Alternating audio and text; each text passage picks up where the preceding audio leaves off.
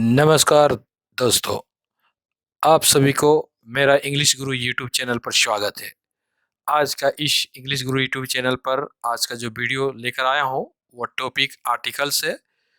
Grammar का एक टुकड़ा जो है आपका आर्टिकल्स है, जिसका प्रयोग हम लोग अंग्रेजी सेंटेंस में बहुत बार करते हैं। बोलचाल में भी इसका इस्तेमाल होता है, साथ ही साथ रिटेन इंग्लिश में भी बहुत ज़्यादा ज़्यादा इस्तेमाल होता है। तो ये आर्टिकल्स आखिर कहाँ से निकला है? आपको पिछला वीडियो में, ढेर सारे वीडियो में मैंने आपको बताया है कि पार्ट्स ऑफ स्पीच के अनुसार से जो है वर्ड्स को जो है कि 8 भागों में बाँटा गया है। तो 8 भाग में अर्थात यानी noun, pronoun, adjective, verb, adverb, preposition, conjunction, interjection, इस तरह से चैप्टर बाँटा गया। तो आखिर ये आर्टिकल्स निकला है तो कहाँ से निकला है? तो ये आर्टिकल्स एडजेक्टिव से निकला है। ऐसे आर्टिकल्स का अर्थ आप निकल देखेंगे तो हिंदी में अर्थ बहुत इसका होता है। आर्टिकल्स मीन्स विषय होता है, धारा होता है, अनुच्छेद होता है, लेख होता है। तो यहाँ पर आर्टिकल्स का क्या अर्थ है उसके पीछे मत भागिए। ये आर्टिकल्स एडजेक्टिव का एक टुकड़ा है, एडजेक्टिव से निकला हुआ भाग है ग्रामर के चैप्टर से। तो इसी आर्टिकल्स में जो है इसका 2 यूनिट है, 2 डिवाइड किया गया है। तो अब चलते हैं कि आर्टिकल्स को 2 भागों में किस प्रकार से डिवाइड किया गया है। तो आर्टिकल्स को 2 भागों में डिवाइड किया गया है। ये 2 भाग आपका जो है, एक है इंडेफिनिट आर्टिकल और दूसरा है डेफिनिट आर्टिकल। अब यहाँ पर देखिए, इंडेफिनिट आर्टिकल मिस हो जाता है अनिश्चित आर्टिकल और डेफिनिट आर्टिकल मिस हो जाता है निश्चित आर्टिकल। यानी इसका अर्थ अस्पष्ट आर्टिकल के बारे में हो रहा है और ये अस्पष्ट आर्टिकल के बारे में। तो यहाँ पर जो है निश्चित और अनिश्चित वर्ड को सुनने से ही ऐसा पता चलता है कि अनिश्चित यानी कि जिसके बारे में कुछ जानकारी पहले से ना हो, और डिफिनिट आर्टिकल से पता चल रहा है कि जिसका जानकारी हमको पहले से हो। तो यहाँ पर एक एग्जांपल मैंने दिया है, जैसे इंडिफिनिट आर्टिकल में आपका ए और एन जो इंडिफिनिट आर्टिकल के अंतर्गत में आता है, वहीं पर आप द जो है, ये द और इसका उच्चारण कभी-कभी दी भी होता है, लेकिन द और दी कब इसका उच्चारण होगा इसके पर हम विशेष बताएँगे। जब यूज़ ऑफ द का प्रयोग पूरी तरह से बताएँगे तो वहाँ बताएँगे। अभी फ़िलहाल हम द बोलेंगे इसको। तो इंडेफिनिट आर्टिकल में ए और एन और डेफिनिट आर्टिकल में आपका द। अब दोनों में थोड़ा-सा निश्चित और अनिश्चित को दर्शाने के लिए हम एक एग्जांपल लिए हुए हैं इंडेफिनिट आर्टिकल के तरफ में, जिसमें देखिए एक एग्जांपल लिखा हुआ उदाहरण के रूप में ही इज़ अ किंग। आप इसको अ भी बोल सकते हैं, ए भी बोल सकते हैं। तो ही इज़ अ किंग, वह एक राजा है। तो यहाँ पर ही इज़ अ किंग जो हम बोले, इससे आपको स्पष्ट पता नहीं चल पाए कि किंग राजा तो है, लेकिन कहाँ का राजा है? किस राजा के बारे में इस वाक्य में चर्चा किया जा रहा है, ये स्पष्ट नहीं हो रहा है। यानी कि ये स्पष्ट नहीं हो रहा है, यानी निश्चित रूप से पता नहीं चल पा रहा है, तो इसलिए अनिश्चितता का बोध करा रहा है। तो यहाँ पर ही इज़ अ किंग, वह एक राजा है, इसलिए यहाँ द न लग करके ए लगा है। लेकिन इसी का दूसरा एग्जाम्पल में आप देखिए, यहाँ पर इसमें डेफिनिट आर्टिकल में यहाँ पर भी किंग है, लेकिन किंग से पहले ए ना लगा है, किंग से पहले द लगा हुआ है। तो यहाँ पर किंग से पहले द देखिए किस तरह से। एग्जाम्पल में देखिए, he is the king of Ayodhya. He is the king of Ayodhya, यानी वो राजा तो है, वो एक राजा है, लेकिन वो राजा अयोध्या का है। तो वो राजा कहाँ का है? अयोध्या का है। यानी ये क्लियर स्पष्ट है, राजा है लेकिन अयोध्या का है। इसलिए यहाँ पर ही इज अ किंग ना होकर के he is the king of Ayodhya, वह अयोध्या का राजा है। तो इसमें निश्चितता का बात पता चल रहा है, यानी इस वाक्य को देखने से पता चल रहा है कि यहाँ एक राजा का चर्चा हो रहा है, लेकिन वो राजा जहाँ का है उसका भी क्लियर वर्णन किया गया है। अयोध्या का राजा है, इसलिए यहाँ ए किंग ना होकर के द किंग होगा। और यहाँ अनिश्चितता का बोध हो रहा है, जिससे स्पष्ट पता नहीं चल रहा है कि वो राजा कहाँ का है, तो यहाँ पर ए होगा। तो आपका इंडिफिनिट आर्टिकल और डिफिनिट आर्टिकल में आप देखें तो ये ए एन और द में यही है कि द में कोई विशेषता, विशेष स्थिति को दर्शाता है, और जिसके बारे में पहले से ही थोड़ी बहुत जानकारी है तो वहाँ पर द लगाते हैं।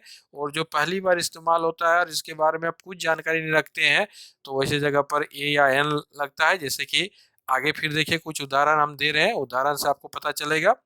अब जैसे एग्जांपल देखिए, दिस इज अ बॉय, यह एक लड़का है। दिस इज अ बॉय, यह एक लड़का है। तो लड़का है, कौन लड़का है, कहाँ का लड़का है, कुछ पता नहीं चल रहा है। यहाँ द न लग करके क्या हो रहा है, ए का प्रयोग हो रहा है। दिस इज अ बॉय, यह एक लड़का है।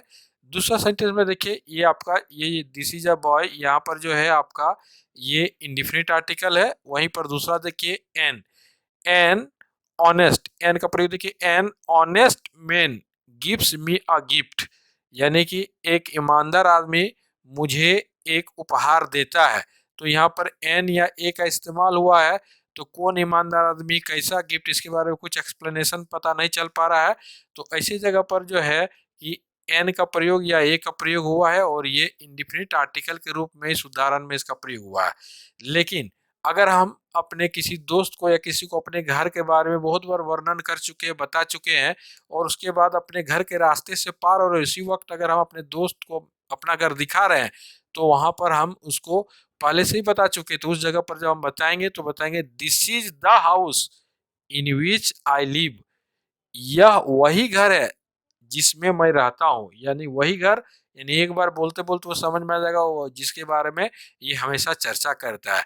तो यहाँ पर जो आपका द लगा हुआ है हाउस से पहले, तो ये हाउस पहले से चर्चा किया हुआ होने के कारण से यहाँ पर एन लग करके द, यानी यह निश्चितता को बोध कराता है जिसके बारे में चर्चा हो चुका है।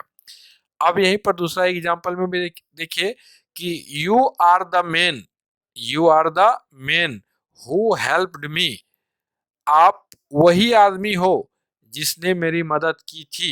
आप वही आदमी हो, यानी जिस आदमी को मैं पहले से ही जानता हूं और जिन्होंने मेरी मदद की थी, तो उस पर हम जोर दे करके जो है इस वाक्य को हम एक्सप्लेन कर रहे हैं कि आप वही आदमी हो जिसने मेरी मदद की थी। तो यहाँ पर ए मैन ना होकर के द मैन होगा। तो ये दोनों वाक्य में द का इस्तेमाल किए हैं जिससे निश्चितता का बोध होता है, यानी जिसके बारे में पहले से ही कुछ पता है। और ये दोनों वाक्य में अनिश्चितता का बोध होता है, इसलिए ए बी वाला एग्जाम्पल में ए का या एन का या ए का प्रयोग हुआ है। तो इस तरह से ए एन और द जो है ये तीनों का तीनों जो है आपका उदाहरण जो है आर्टिकल्स का ही भाग है, लेकिन उसमें से ए और एन इंडिफिनिट आर्टिकल्स कहलाएगा और द जो है आपका डिफिनिट आर्टिकल कहलाएगा। इसके आगे फिर हम चर्चा करते हैं, यहाँ तक तो आपको समझ में आया होगा।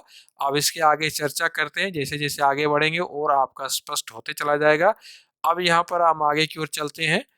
चलिए अब इसमें एक सवाल फिर दुविधा होता है कि भाई ए कब लगाएं और एन कब लगाएं, कैसे स्थिति में कब ए लगाएं, क्योंकि दोनों का तो अर्थ एक ही होगा, एक या कोई होगा, लेकिन कब ए लगाएंगे कब एन लगाएंगे। तो इसको समझने के लिए यूज ऑफ ए को पहले समझते हैं कि किस स्थिति में कैसे सिंगुलर काउंटेबल नाउन के पहले हम ए लगाएंगे और कैसे सिंगुलर काउंटेबल नाउन के पहले एन लगाएंगे। तो इस पर हम लोग चर्चा करेंगे। तो हम आगे चलते हैं। अब देखिए यहाँ पर आपको हम समझाना चाह रहे हैं कि यूज ऑफ ए का प्रयोग, तो ए का प्रयोग पहले समझिए उसके बाद एन का प्रयोग को समझाएंगे। तो यहाँ पर ए, तो इसको देखिए इत्मीनान से आप पढ़ सकते हैं। इसको देखिए लिखा हुआ ए का अर्थ एक या कोई होता है, ए का अर्थ एक या कोई होता है। और इसका प्रयोग देखिए ए का प्रयोग वैसे शब्द, ब्रैकेट में लिखा हुआ SCN, SCN का मतलब यहाँ समझिएगा singular countable noun. Singular countable noun मतलब गिनी जाने वाली संज्ञा जिसमें एक का बोध हो, एक गिनी जाने वाली संज्ञा, सिंगुलर काउंटेबल नाउन। यहाँ फुल फॉर्म हुआ एस से सिंगुलर, सी से काउंटेबल, एन से नाउन। सिंगुलर काउंटेबल नाउन से पहले, प्लूरल काउंटेबल नाउन से पहले एन में से कोई नहीं लग सकता है। सिंगुलर काउंटेबल नाउन रहेगा तो वैसे जगह पर सिंगुलर काउंटेबल नाउन मतलब हो गया बॉय, ये सिंगुलर काउंटेबल नाउन है, बॉय मतलब लड़का। और बॉयज बोलेंगे तो फिर वो प्लूरल काउंटेबल नाउन हो जाएगा। तो यहाँ पर हम लोग को ध्यान रखना है कि प्लूरल से पहले हम लोग एन नहीं लगाते, हम लोग सिंगुलर काउंटेबल नाउन से पहले लगाते हैं। तो यहाँ बॉय से पहले लगाएंगे, बॉयज से पहले नहीं लगाएंगे। तो यहाँ पर एसियन सिंगुलर काउंटेबल नाउन के पहले होता है, ए का प्रयोग सिंगुलर काउंटेबल नाउन से पहले होता है जिसका पहला अक्षर का उच्चारण, यानी हिंदी में ध्यान देना है कि हिंदी में पहला अक्षर का उच्चारण क्या हो रहा है। जिसका पहला अक्षर का उच्चारण हिंदी का व्यंजन ध्वनि, व्यंजन ध्वनि मतलब समझते हैं व्यंजन वर्ण, यानी क ख ज्ञ लिखा हुआ है, यानी क से लेकर ज्ञ तक, क ख ग घ से लेकर के ज्ञ तक आपका टोटल जो है व्यंजन ध्वनि है। तो वो व्यंजन ध्वनि अगर इसका आए कॉन्सोनेंट साउंड से शुरू होता है तो ऐसी स्थिति में हम लोग ए लगाएंगे। एक पुराना पैटर्न है जिसमें बहुत बच्चों को सिखाया जाता है कि सिंगुलर काउंटेबल नाउन का पहला अक्षर को देखना, अगर वो कॉन्सोनेंट रहेगा तो वहां पर ए लगेगा, और अगर वो वॉवेल रहेगा तो वहां पर एन लगेगा। लेकिन वो पुराना पैटर्न अभी नहीं चल रहा है। अभी जो है कि उसका उच्चारण को ध्यान में रखते हुए ए और एन लगता है, ना कि कॉन्सोनेंट और वॉवेल लेटर को देख करके। तो जी अगर आप वहां पर देखेंगे, जैसे जिस प्रकार से आपका है यहाँ पर देखिए, जैसे कि ए बॉय, इस बॉय को हिंदी में लिख करके पहले आप देखिए बॉय, और हिंदी में पहला अक्षर ब जो लिखा हुआ है वो ब आपका व्यंजन वर्ण है या स्वर वर्ण है, इसको पता कीजिए। तो क से लेकर ज्ञ तक के अंतर्गत में ही आपका जो आता है ब आता है। तो ये ब आपका क्या हो गया, व्यंजन वर्ण है। तो व्यंजन वर्ण है इसलिए आपका यहाँ ए लगेगा। ऐसे यहाँ बी आपका कॉन्सोनेंट भी है और उच्चारण भी व्यंजन वर्ण में आपका है पहला अक्षर का, तो आपका ए लगेगा। तो इस तरह से देखिए यहाँ पर है। लेकिन अगर आपका यहाँ अगर आपका वॉवेल भी रहे लेकिन उच्चारण व्यंजन वर्ण में हो तो भी ये लगेगा आपका। जैसे आगे हम दिखाएंगे, अभी पहले इसमें देखिए बॉय, यहाँ भी उच्चारण देख लीजिए ब, तो ए लगा। डॉग, डॉग में देखिए डॉग से पहले ए लगा। ड अक्षर आपका व्यंजन वर्ण का ध्वनि है, कॉन्सोनेंट साउंड है। लेकिन देखिए ये इसके बाद का एग्जाम्पल देखिए, यूनिवर्सिटी प्रोफेसर। तो यूनिवर्सिटी प्रोफेसर में देखिए यू, ये तो मेरा वॉवेल है, लेकिन यहाँ यू वॉवेल है, इसके बावजूद भी एन नहीं लगा, ए लगा। इसका कारण क्या, यही समझना है, इस चीज को ठीक से समझिए। तो यूनिवर्सिटी प्रोफेसर में देखिए यू पहला अक्षर क्या है, यू वॉवेल है, लेकिन इसका हिंदी में उच्चारण करके देखिए यूनिवर्सिटी, या यह अक्षर से शुरू है, य रा ला व, तो यह अक्षर से शुरू है। तो यह क्या है आपका, यह आपका व्यंजन वर्ण है। तो इस कॉन्सोनेंट साउंड, इस व्यंजन वर्ण के ध्वनि को देखते हुए यहाँ पर हम लोग एन नहीं लगाएंगे, ए लगाएंगे। इसलिए यहाँ पर ए यूनिवर्सिटी प्रोफेसर होगा, ना कि एन यूनिवर्सिटी प्रोफेसर।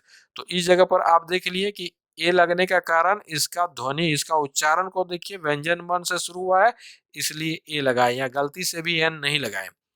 देखिए इसके बाद ए वन रूपी नोट, तो यहाँ पर ओ एन ई वन, तो ओ जो है आपका वॉवेल, लेटर आपका वॉवेल है, लेकिन उच्चारण करके देखिए वन, व ना वन, तो वन, य र ल व जो है आपका क्या है, वो आपका व्यंजन वर्ण है।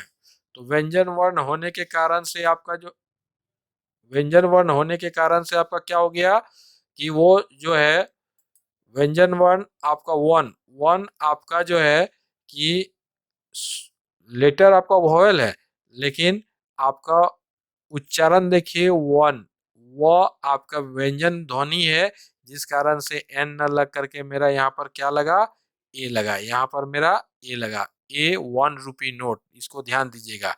ये इस लेटर को देख करके नहीं लगा, इसका उच्चारण को देख करके लगा, हिंदी का उच्चारण। यहीं पर ए यूनिट, यूनिट तो यहाँ यू को देख करके ये नहीं लगा, बल्कि हिंदी का उच्चारण या अक्षर यानी व्यंजन वर्ण को देख करके यहाँ ए लगा। उसी तरह से यूरोपियन, यहाँ पर ई को देख करके, ई लेटर को देख करके नहीं, बल्कि हिंदी का उच्चारण यू या अक्षर को देख करके ये लगा। तो आपको इस ऐसी स्थिति में जहां आपको लगे कि यहाँ पर ए या एन में से कोई एक लगेगा, तो ध्यान देना, उसका हिंदी में उच्चारण लिख के देखना। अगर वो व्यंजन ध्वनि से शुरू होगा तो वैसे जगह पर हम लोग ए लगाएंगे, और अगर यहाँ पर व्यंजन ध्वनि से शुरू है लेकिन यहाँ वॉवेल अगर लिखा हुआ है, वैसे भी स्थिति में आपका जो है कि यही लगेगा। इसलिए वॉवेल को आपको, वॉवेल लेटर को नहीं देखना है, बल्कि उसका उच्चारण का व्यंजन वर्ण का ध्वनि को देखना है। ऐसी स्थिति में हम लोग का ए लगेगा। तो ए वाला कॉन्सेप्ट क्लियर हो गया कि ए हम लोग कब लगाएंगे। और चलिए आगे की ओर चलते हैं, इसके आगे बताते हैं कि अब यहाँ पर जो है हम लोग एन कब लगाएंगे, एन किस अवस्था में किस तरह से लगाएंगे, तो इस पर चर्चा करेंगे। अब एन पर चर्चा करेंगे कि यूज ऑफ एन, एन का प्रयोग, कि एन का प्रयोग। तो जिस तरह से ए का जो अर्थ होता है, एन का भी वही अर्थ होता है। एन देखिए, एन का अर्थ एक या कोई होता है, ए में भी यही बताए थे कि ए का अर्थ एक या कोई होता है, उसी तरह से एन का अर्थ एक या कोई होता है, लेकिन एन का प्रयोग में थोड़ी सी भिन्नता पाई जाती है। तो यहाँ पर देखिए एन का प्रयोग पर विशेष ध्यान दीजिए। एन का प्रयोग वैसे शब्द यानी एससीएन, एससीएन जिसके बारे में चर्चा हम पहले कर चुके हैं, सिंगुलर काउंटेबल नाउन, ठीक है, एक वचन का गणनीय संज्ञा से पहले आपका एन के पहले होता है, जिसका पहला अक्षर का उच्चारण स्वर ध्वनि, हिंदी का स्वर ध्वनि यानी अ आ से लेकर अह तक, अ आ ई इस तरह से लेकर के अह तक वॉयल साउंड से शुरू होता है। अगर आपका जो सिंगुलर काउंटेबल नाउन लिखा हुआ है, उस सिंगुलर काउंटेबल नाउन का जो है हिंदी का उच्चारण को आप देखेंगे, पहला लेटर का वॉयल और कॉन्सोनेंट पर ध्यान नहीं देना है, हिंदी में उसका उच्चारण करके देखना है कि अगर उसका पहला अक्षर का हिंदी का उच्चारण स्वर वर्ण यानी अ से अ तक में अगर होता है, तो वहां पर उसमें ए के जगह पर एन लगेगा। जैसे देखिए एप्पल, तो एप्पल को हिंदी में लिख करके देखिए एप्पल, तो इसका पहला अक्षर ए है, तो ए होने के कारण से यहाँ पर हम लोग का एन लगा। ऐसे आप सोचोगे कि सर यहाँ पर तो आपका ए वॉयल भी है, तो ठीक है वॉयल है तो और अच्छी बात है, और ज्यादा स्पष्ट हो गया, यहाँ से और यहाँ दोनों मिला करके ज्यादा सुंदर हो गया कि यहाँ वॉयल भी और ये है। दूसरा में भी देखिए एन एग, एक अंडा, तो ई डबल जी एग है, तो ई भी बॉयल है और यहाँ पर स्वर वर्ण का उच्चारण भी है पहला अक्षर, इसलिए एन लगा है। एन ऑक्स, ऑक्स में भी वही है बॉयल और उच्चारण स्वर ध्वनि का है, तो एन। लेकिन इसमें देखिए ऑनेस्ट, एन ऑनेस्ट, यहाँ पहला अक्षर जो है कॉन्सोनेंट है, लेकिन इसका हिंदी में उच्चारण करके आप देखिए, हिंदी में उच्चारण आपका ओ, ऑनेस्ट, तो ओ उच्चारण होने के कारण से क्या हुआ कि आपका यहाँ पर ऑनेस्ट एच से शुरू है, लेकिन उच्चारण आपका हिंदी में ऑनेस्ट स्वर ध्वनि से है, इस कारण से यहाँ ए ऑनेस्ट ना होकर के जो हो गया, ए ऑनेस्ट मैन ना होकर के एन ऑनेस्ट मैन होगा, यानी यहाँ पर आपका एन लगेगा, क्योंकि हिंदी का उच्चारण हिंदी का स्वर ध्वनि से शुरू हो रहा है, इसलिए एन लगेगा। उसी में देखिए एन आवर, एक घंटा, तो एच से शुरू है, कॉन्सोनेंट लेटर है, लेकिन हिंदी में उच्चारण आवर स्वर वर्ण से है, पहला अक्षर आ, तो इस कारण से एन लगा। ऑनरेबल मैन, तो एच से शुरू है, कॉन्सोनेंट से शुरू है, लेकिन हिंदी में उसको लिख कर देखेंगे पहला अक्षर ओ यानी स्वर ध्वनि है, जिस कारण से एन लगा। तो यहाँ पर उच्चारण करके देखेंगे और उसका अगर ध्वनि स्वर वर्ण से अ से लेकर आ तक में अगर आए, तो वहां पर एन लगेगा, ए नहीं लगेगा।